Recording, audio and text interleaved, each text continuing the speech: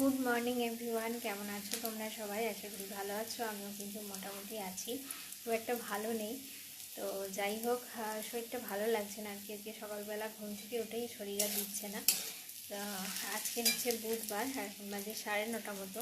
এখানে রান্না বসিয়েছি, দেখো পেঁয়াজ ভাজছি আর এখানে অল্প একটু সবজি কুটে রেখেছি।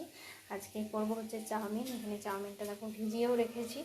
এখানে রান্না টান্না কিছু করবো না কালকে, মানে তার আগের দিন আমি বলছিলাম যে একটু মায়ের ওখানে গেছিলাম, তো ওখান থেকে মা কিছু মূলো শাক দিয়েছিল। মূলো শাকটা কোটা আছে, ওটা একটু হালকা মিষ্টি দিয়ে মিষ্টি করে ভাজা করব, চিনি দিয়ে ঝাল ঝাল মিষ্টি মিষ্টি করে ভাজা করব। আর কিছুই রান্না করব না। মাকে ফোন করেছিলাম, মা বলেছে একটু তরকারি পাঠিয়ে দেবে। শরীরটা আর ভালো লাগছে না আজকে ঘুম থেকে উঠি। কালকে সারা রাত ঘুম হয়নি। আর হচ্ছে কি জানো তো, মানে এই প্রেগনেন্সি তো প্রচুর গরম করে, তো আমি রাত্রেবেলা এখনও ফ্যান চালাই। মানে খুব হাই স্পিড না, হালকা একটা ঘরের মধ্যে যে গরম সেটা লাগে। আমি জানি না, সবাই বলছে এই টাইমটা একটু গরম করে, কষ্ট হয়, আনচান আনচান করার, ঠিক সেটাই হচ্ছে। আমার শরীরটার মধ্যে খুব কষ্ট হয়, আনচান আনচান করে।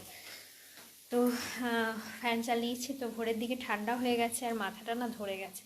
এত মাথায় মানে টিপ টিপ করে যন্ত্রণা করছে।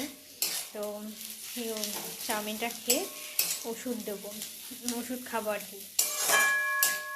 ভালো লাগছে না, সকালবেলা উঠে চা খেয়েছি। তো যাই হোক, এখানে রান্না বসিয়েছি, এখন রান্না টান্না চলছে। তো চলো চাউমিনটা করি। জলখাবার আজকে করবো, এটুকুই করছি। ভালো লাগছে না শরীর কিছু, প্রচুর মাথায় টিপটিপ করে লাগছে ঠান্ডা থেকে।